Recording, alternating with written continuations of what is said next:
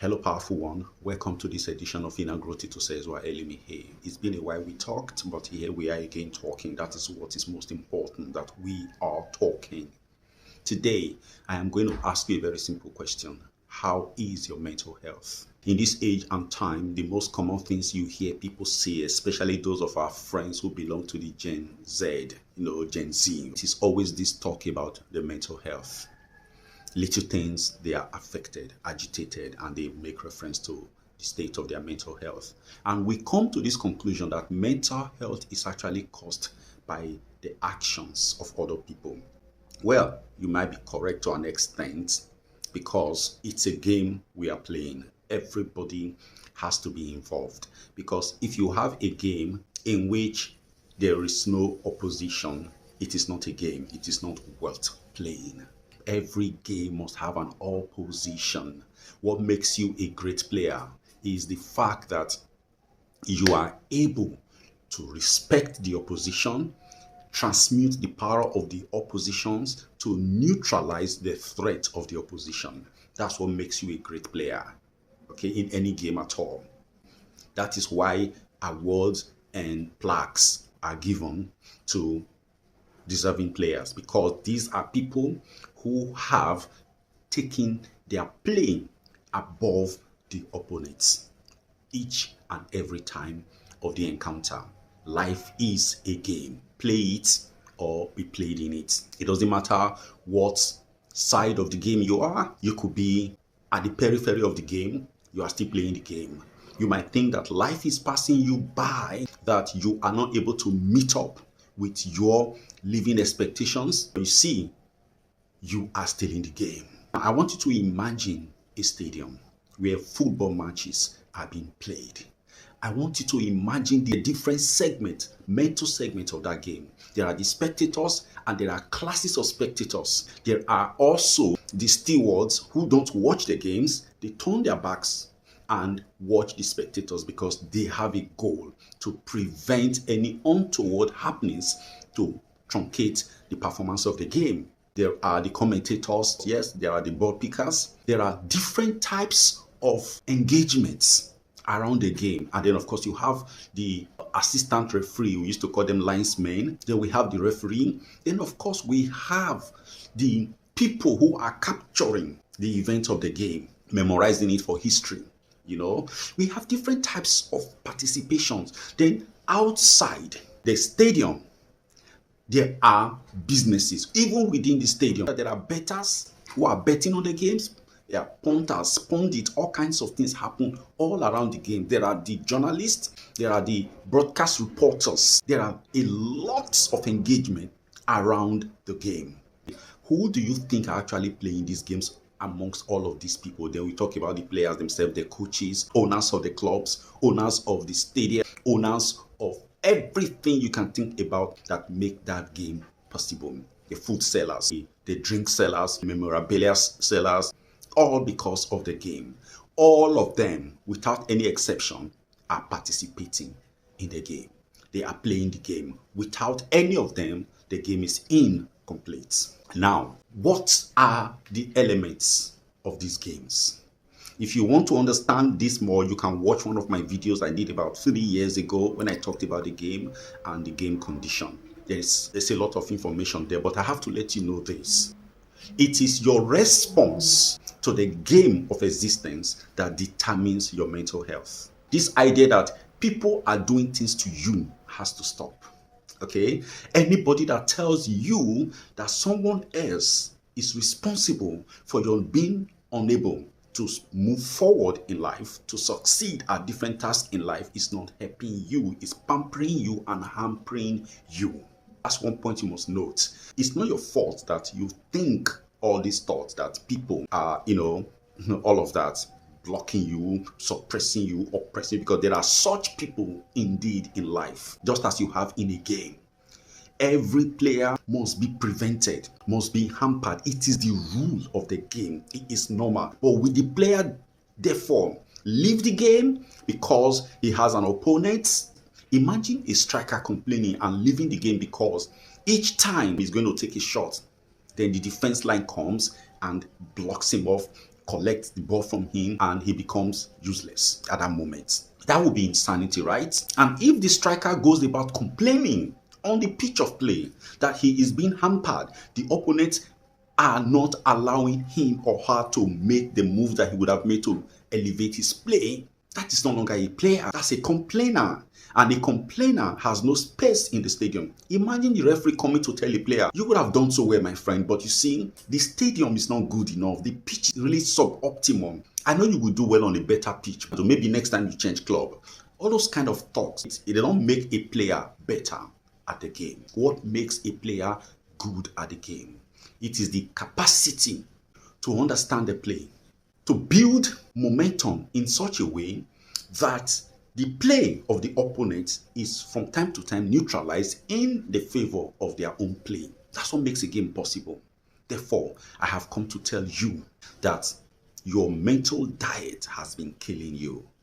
Your success is a product of the food you eat. Yes, there are foods you eat that will make you happy. If you want to know that, I also had a video where I talked about this, that the kind of food you eat can ensure your happiness, because happiness is a science. So you can check that video out on this channel titled The Science of Happiness. Your daily routine contributes to your mental health. If you throw yourself at life every day you wake up without a structured routine to life, you wake up and you just damp off, you go to the bathroom, you have your bath, that's a routine of a sort. And then the next thing you do is go to the kitchen for food.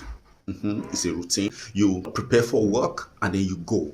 There are people who do that from bed to bath to kitchen and then to work. You are not likely to have a good life because you have not done anything about who you are. You have not ordered your meta system to be optimum at handling the challenges that the day will bring. Therefore, you flail at this thing. This is where your stresses are coming from. But if you were to wake up and prepare yourself for that day, it actually starts the night before you sleep. A lot of people do not know that you prepare for sleep. You don't just hit yourself. Some people say they sit and then sleep catches up with them and they go off. That is self-suppression. That is not how to live the human life. Animals can do that, but not you as a human being. Because what it therefore means is that you don't have a rule book created by yourself with which you live your life. Therefore, whatever life throws at you becomes the reality. And then you blame people? No. It's like a footballer who does not train, who does not exercise, is relying on their natural gifts and abilities. Yes, you are gifted. That is not enough. Gift is not enough. You have to exercise. You have to build your relevant muscles for the game. And the muscle for the game of life is mental muscles. And you see people trooping to religious environment just because they want to solve a very puny problem that they were born to solve. People have begun to live a life in which they believe that there shouldn't be problems at all, that they are supposed to live a problem-free life. If you live a problem-free life, you are dead. Life is meaningless to you. The purpose of life is to encounter problems and solve these problems. And when you solve each problem of life, you elevate. There is no growth without challenges. The common thing you hear right now from people, well-meaning people you think are actually supposed to know better, people whom millions of people listen to, is that the Nigerian environment is not good. It's not optimum for development of the individuals. And that the capacity to be, to do, and of course to have is greatly attenuated, gravely reduced by the Nigerian environment. Therefore, they subtly encourage the Nigerian person to seek better climes, to leave Nigeria for foreign lands where they can have a better life. Well, I'm not going to say that's a wrong thing to say, but you see, you were born here, not by mistake.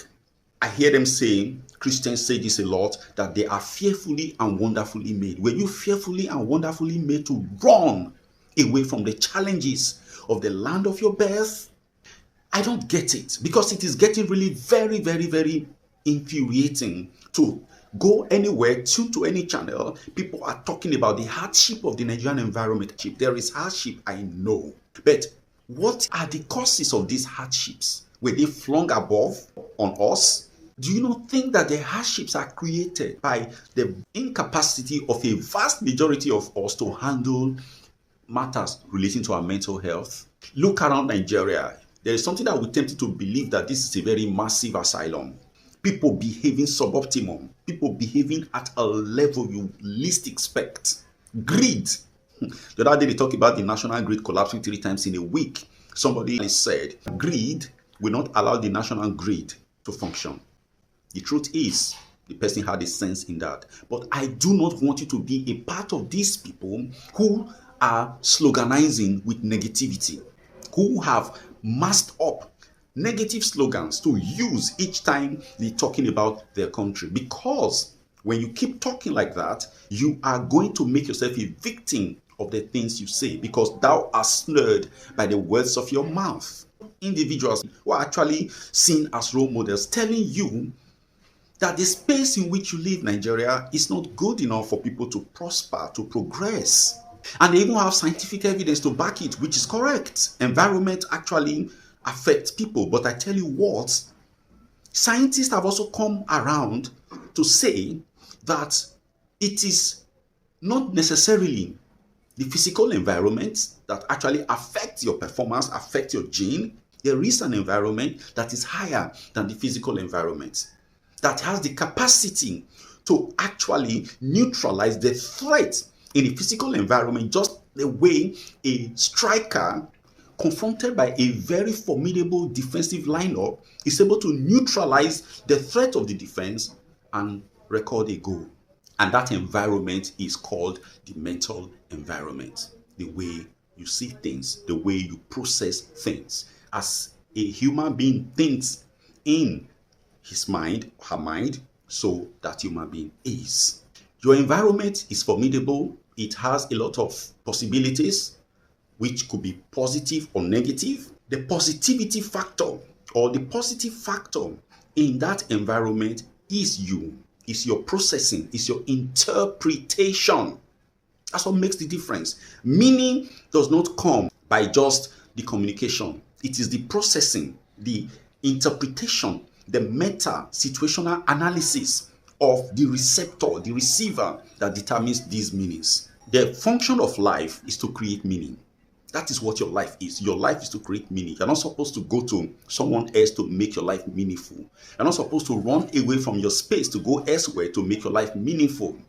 You are to make your life meaningful within the environment you have been born in. That is why I will always go back to the Bible. The Bible says, I think in the book of Romans, I beseech you, dearly beloved, by the mercies of God, be not conformed to this world, but be ye transformed by the renewing of your mind. I'll stop there. Be not conformed to this world. In other words, do not allow your environment, your social environment, your material environment dictates the life that you live. He didn't say run away from your environment. He said do not allow the environment constrict you. That is the word. Do not allow it ruin you. He said, but be ye transformed. He said, rise above the environment. Now, how do you rise above the environment? How do you transform beyond the environment? It is by renewing your mind. How do you renew your mind? You have to know that the quality of your interpretation is key. The data you have been working with before that says you are a victim of your environment needs to change. The data that tell you that your parents, your society, your pastors, your prophet, a witch in your village, in your family, your wife, your husband is subduing you, is suppressing you, needs to change. The data that tell you that there are certain cults, there are certain group of people out there who are out to win you, to subjugate you, needs to change. I am not saying these people are not there. But I'm saying to you, you are better, you are stronger, you are wiser. Life has equipped you with the resources to overcome these things. That is why also the same Bible said, when a human being's ways have pleased the Lord will make even his enemies to be at peace with him. So this idea of people waking up every morning and fighting enemies, they are creating an awareness. They are creating energy for the enemy factor within them, because there is no enemy outside, they are all within you. Because the same Bible tells you that a person's enemy are members of their household. That is not saying your father, your mother, but the truth is members of your household are members of your system. Your mind has been loaded with data that are not optimum to life. Data that tells you that you are a victim of your physical environment is a rotten set of data. So you need to overcome this data and understand that you are stronger than your environment. It is in the mind. Animals are subject to their environments. Plants are subject to their environment. But you see one thing, you as a human being, you are higher. You can, in the midst of turbulence, create serenity within your mind. And once you're able to create that, you live within that serenity, your physical environment begins to become serene. You can condition your work environment. You can condition a lot of things by how well you have ordered your mind. Meditate and introspect. Be present in the moments. Do not always put your mind in the past or in the future. In the past, talking about what have happened that are not good, regrets, or even rejoicing at what has happened in the past. Because in the past, you are powerless. Leave the future alone. It hasn't come. It's not your property. Stay in the moments. People fantasize a lot because they travel either to the future, what might happen. You don't need that. Stay here, be aware. Because when you are present in the moment, you are able to hear, you are able to pick signals. Don't worry, as long as you watch this channel, you're going to see more. And very soon, my book on mind management will be out. You can have access to them and be able to have in-depth analysis of these things. Like I have always said on this channel, everything I say are product of personal experiences. They are not things that I necessarily read in a book or in some books. This is me using my life. I have lived on this planet for a while and I have exercised the rights of analysis and observation. And I have come to this conclusion that I'm putting before you. You are bigger than your environment. You are stronger than the experiences and the situations you find yourself. You are not alone. You have just yourself, but you are not alone. And that just yourself is a massive, massive force that controls the entire universe of creation. That force is right behind you, is right within you, is right ahead of you. You need to trust it. Stop giving attention to material expressions around you. Pick things that work for you, because on a daily basis as you go out, you are bombarded by information. You go to visit friends, you are in your house, you are at work, on the way to work, on the way to wherever, on your phone, information are pouring at you. You have to create a filter. Know what your life should be. Focus your attention on that thing. Focus on who you want to be and keep reinforcing it by your acceptances, by your talks, by your thought and your feelings. Anytime you feel bad, just understand that you have veered off the path of your life. Then bring yourself back, because bad feelings are experiences created by dwelling on negative thoughts. Your mental health matters above it all. Once you set that right, everything, the environment will be set right. The language that our society is killing us started many years ago. As a boy, I heard them talking about Andrew, don't check out. Nigeria go survive, because everybody was talking about checking out. That thing has permeated our system. They don't need to advertise it anymore. Everybody is on that. It's good for them. They are free to check out if they want to check out. But I tell you something, if you want to have that full life, to be fulfilled, that you have conquered your worst nightmares, stay in your country and slug it out. Do your best. You can go and come back, but don't run away because times are tough. But if that is what you have concluded, please do it. Because if you don't do it, you're not going to go anywhere. But if you are willing to resolve it and say, okay, this is where I was born. I wasn't born here by mistake. God does not hate me to that point where he will bring me to a very intractable land.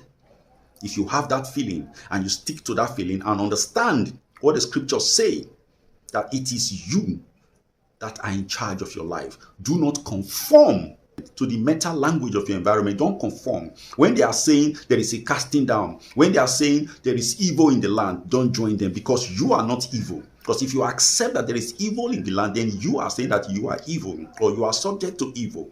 You are better than all of these things. Think better thoughts, and it is always well with you, and it will continue to be well with you.